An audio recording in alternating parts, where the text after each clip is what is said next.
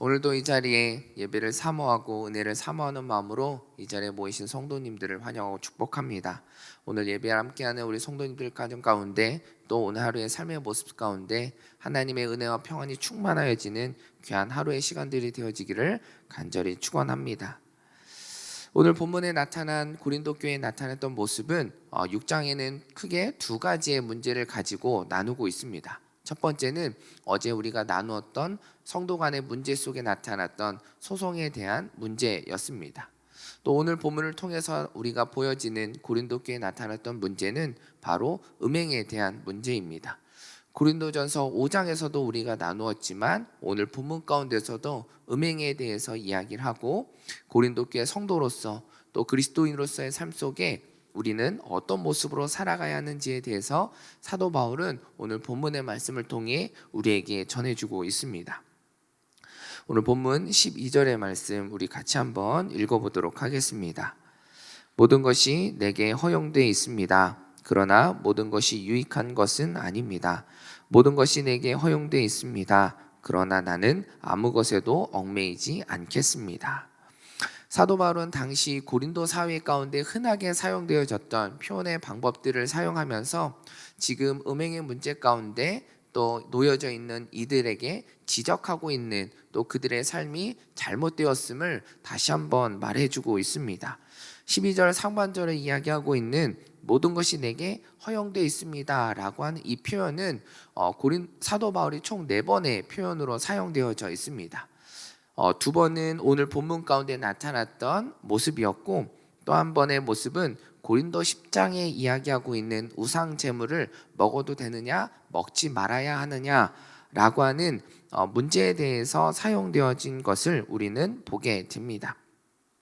이 모습을 통해서 사도 바울이 이야기하고자 했던 것은 모든 것이 유익하다고 할 수 있지만 유익하지 않을 수도 있다라고 하는 겁니다.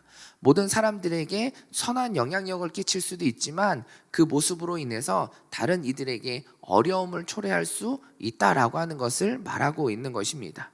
어제 본문을 우리가 생각해서 이야기해 본다면 성도 간에 함께 모여져 있는 공동체 안에는 여러 가지 문제들이 나타날 수 있습니다. 그런데 그 문제를 세상의 법정에 내놓아 그것을 해결하려고 했던 모습들은 그렇게 할 수는 있지만 그렇게 교회 안에서 일어났던 그런 사람들과의 성도들 간의 문제들을 세상의 법정에 내어놓는 것을 통하여서 또 교회가 그들에게 좋지 않은 영향의 모습을 끼칠 수도 있다라고 하는 사실의 모습을 생각해 본다면 오늘 본문의 말씀이 우리에게 어떤 모습으로 우리가 살아가야 하는지에 대해서 다시 한번 생각해 볼 수 있습니다. 오늘 12절에서 이야기하고 있는 것은 좀 더 쉽게 우리가 이야기한다면 나에게는 유익일 수 있지만 그것을 보는 상대방의 입장에서는 그렇지 않을 수 있다라고 하는 것을 우리에게 말하고 있습니다. 오늘 본문에서 이야기하고 있는 이 표현의 모습을 좀 더 사도 바울은 13절의 말씀을 통해서 성도들에게 지적하고 있습니다. 13절 말씀에 이렇게 기록합니다. 음식은 배를 위해 있고 배는 음식을 위해 있습니다. 그러나 하나님께서는 이것도 저것도 다 없애버리실 것입니다. 몸은 음행을 위해 있는 것이 아니라 주를 섬기라고 있는 것이며 주께서는 우리 몸을 위해 계십니다.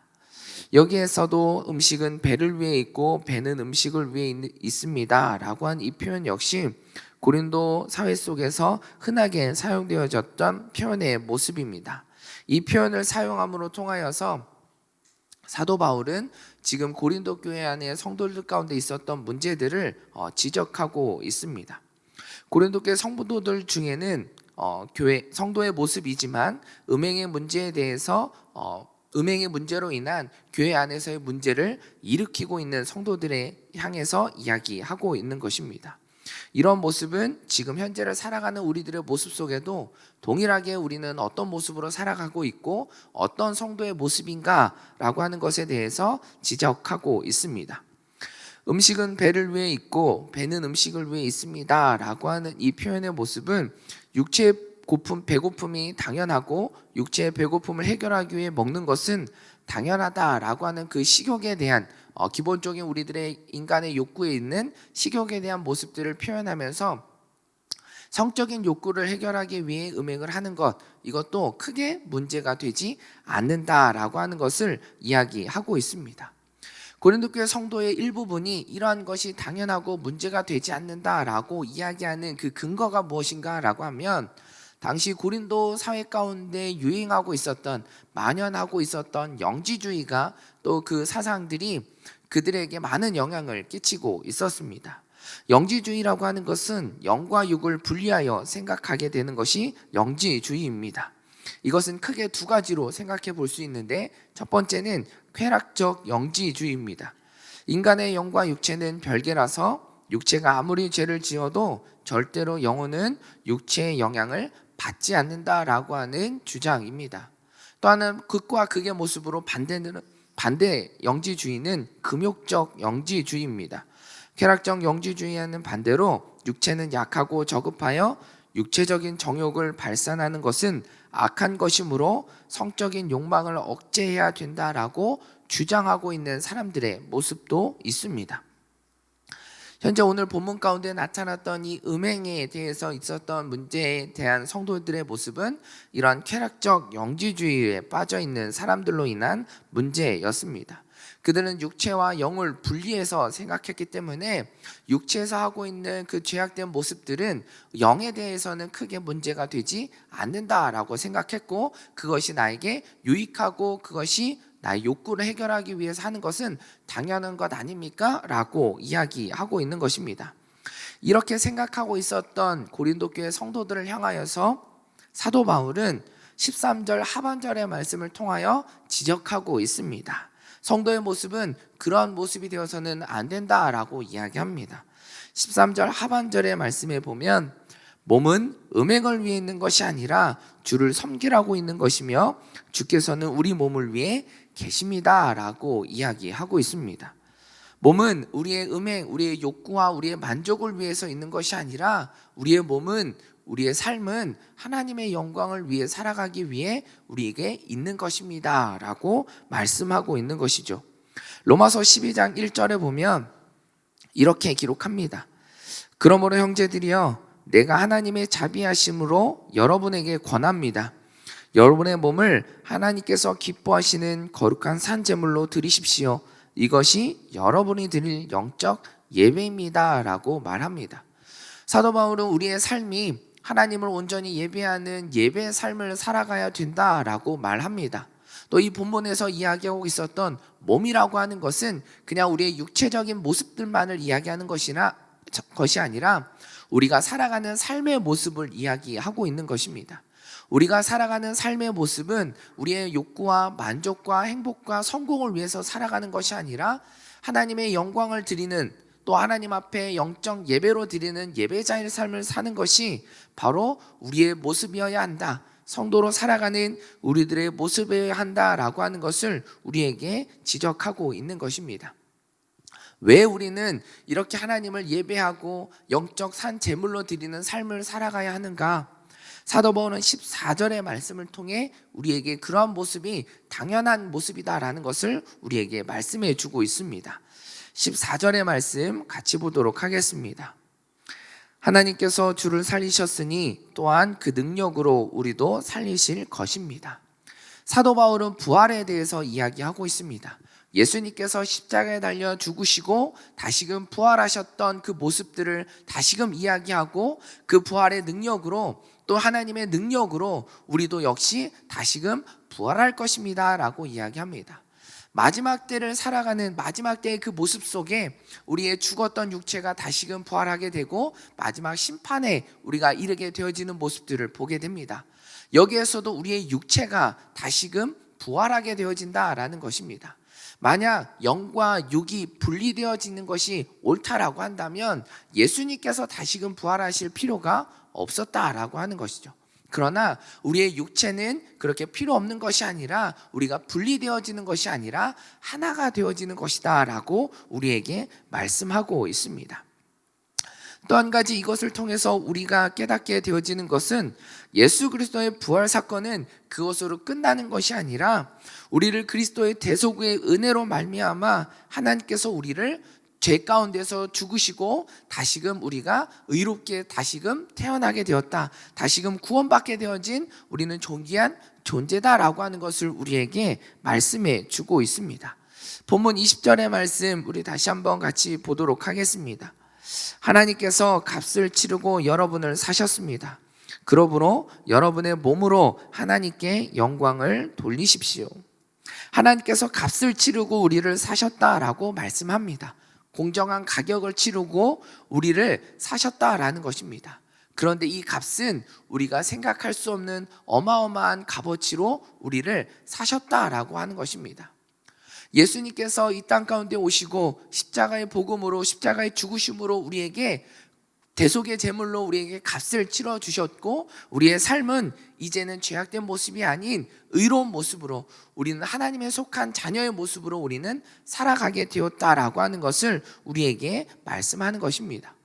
이제는 나의 만족을 위해 살아가는 것이 아니라 나의 욕심과 욕구를 위해 살아가는 것이 아니라 이제 우리들의 삶의 모습은 우리를 구원하여 주신 그 하나님께 영광을 돌리는 삶을 살아가는 것이 성도의 모습이라고 하는 것을 사도 바울은 우리에게 또 고린도 교회 성도들에게 우리에게 말씀해 주고 있는 것입니다.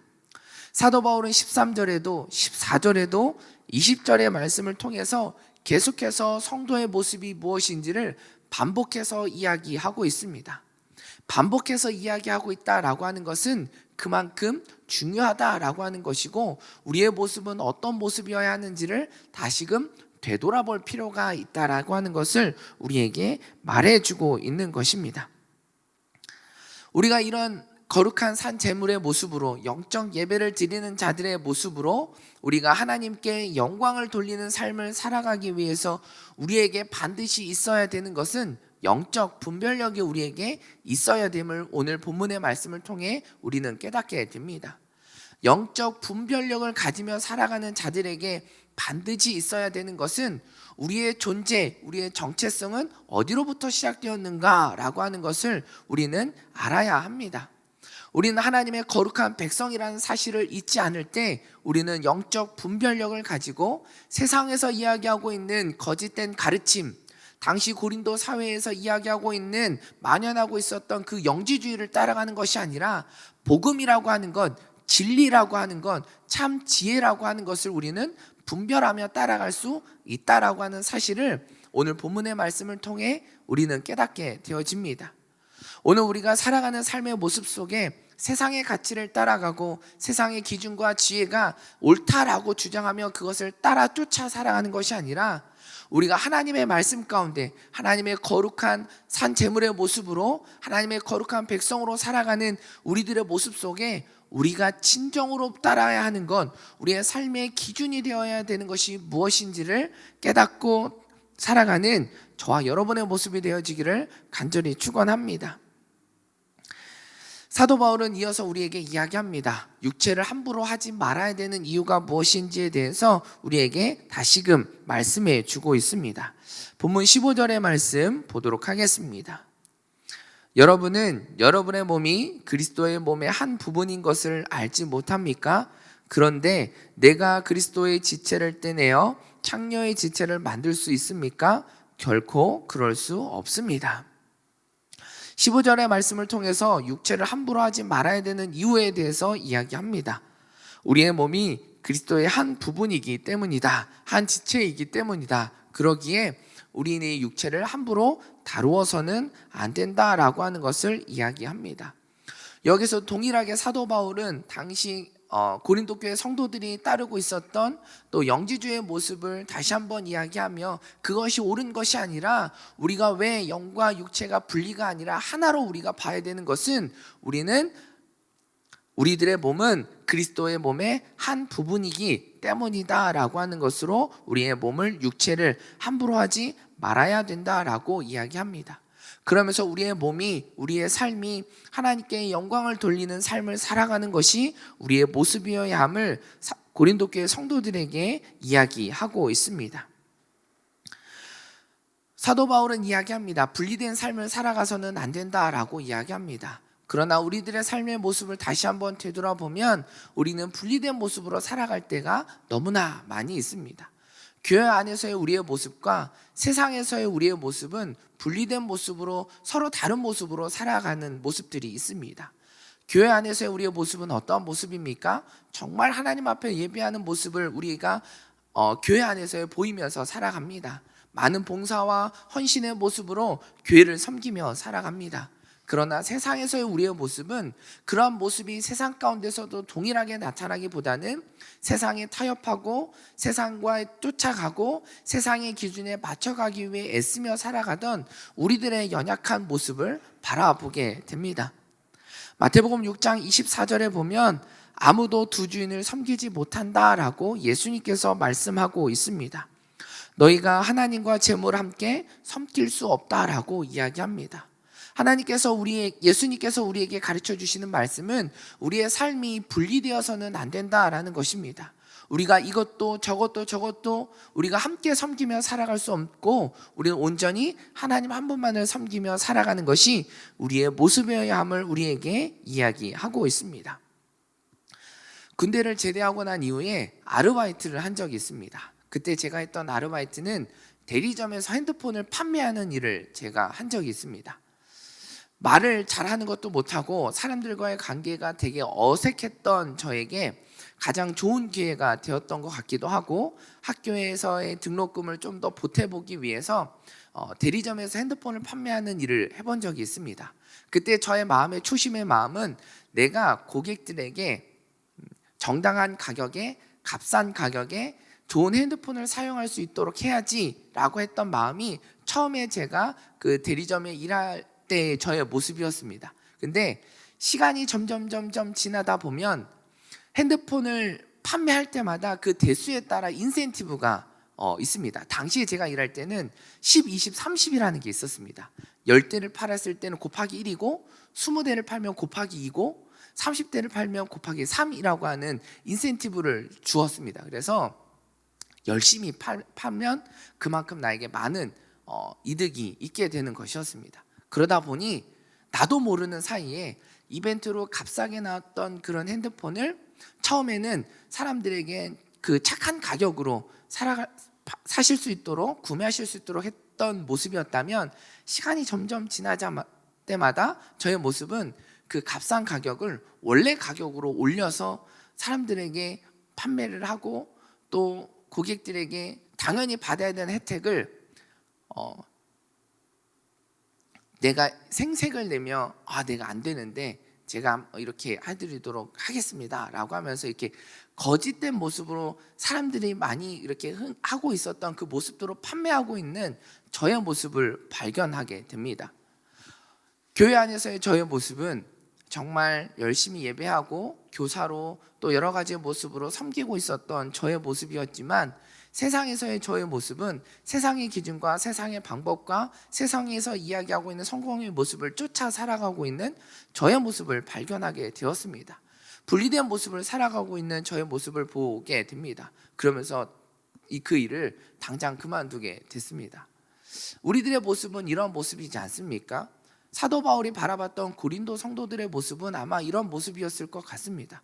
교회에서의 모습과 세상에서의 모습이 분리되어졌던 그들의 모습들, 거짓된 세상의 가르침을 쫓아 살아가고 있었던 이들의 모습들이 사도 바울의 모습에는 성도의 모습으로 옳지 않음을 발견하게 되었고 그들에게 성도의 진정한 성도의 모습을 지적하며 나아가고 있는 것을 오늘 본문을 통해 발견하게 됩니다.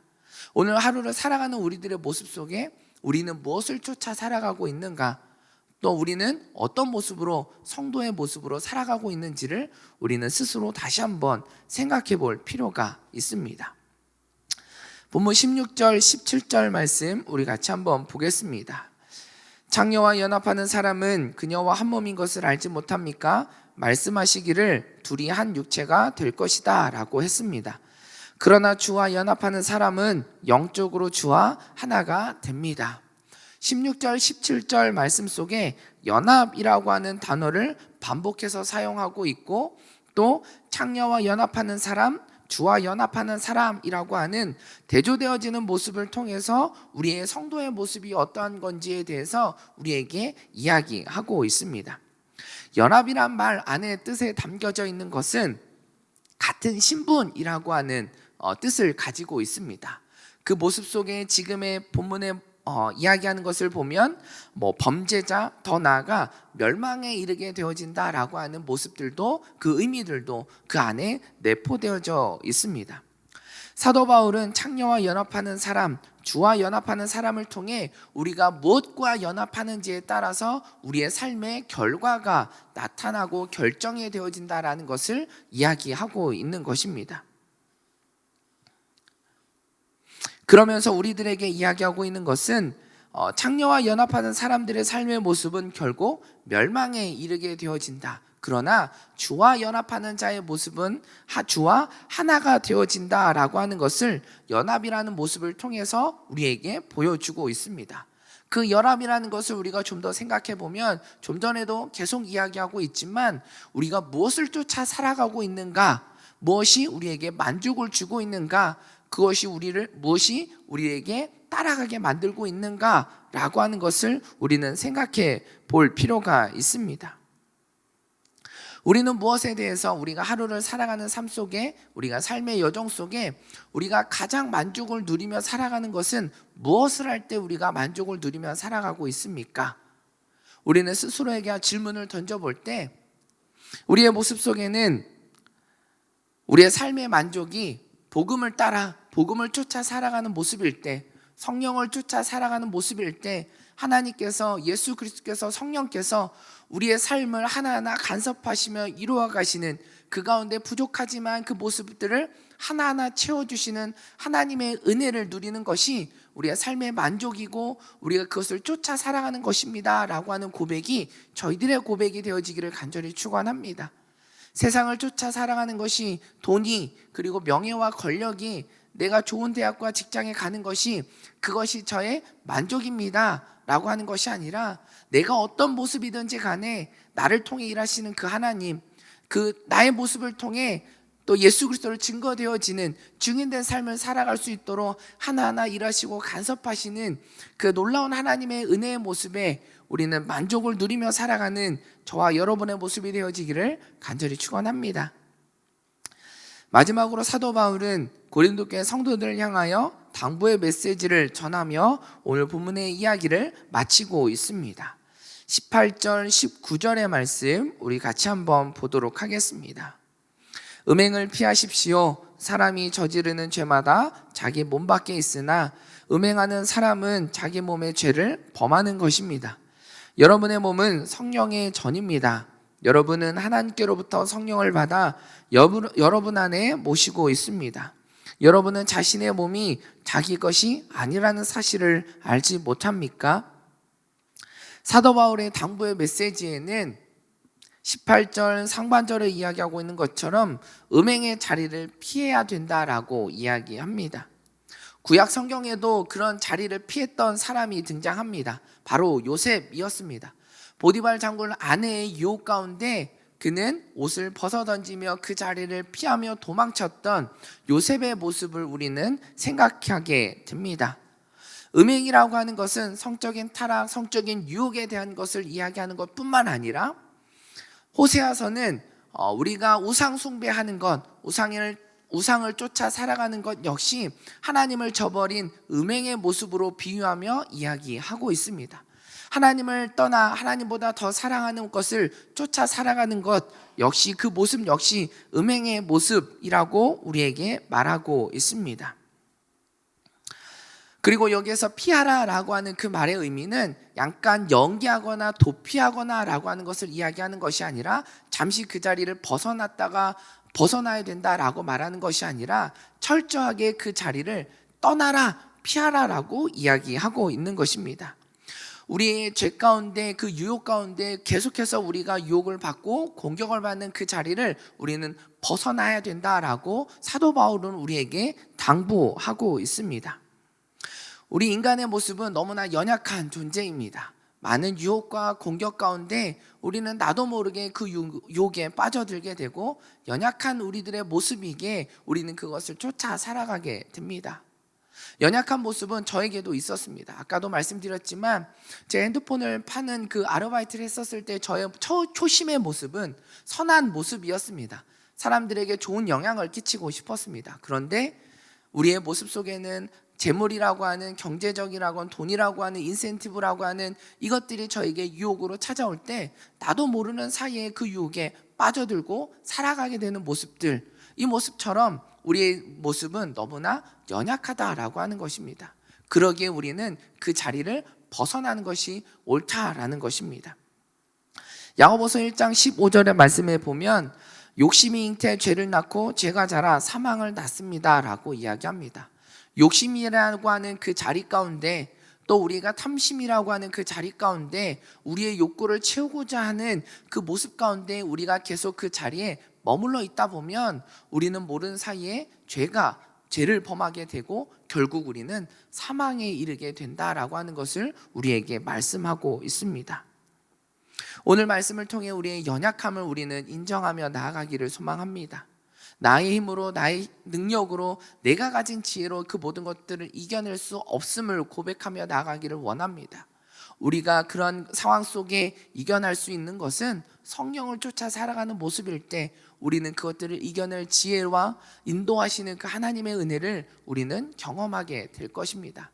내가 아니라 하나님 앞에 부르짖고, 내가 아니라 하나님 앞에 무릎 꿇고 나아가는 모습이 되어질 때 그 가운데 그 자리를 피하게 하시고 우리가 진정 따라야 되는 것이 무엇인지를 발견하게 하여 주시고 우리들의 삶이 영적 예배자의 삶으로 하나님의 거룩한 산 제물의 모습으로 살아가는 우리들의 삶의 모습으로 인도하시는 그런 하나님의 모습을, 인도하심을 우리는 경험하게 되어질 것입니다.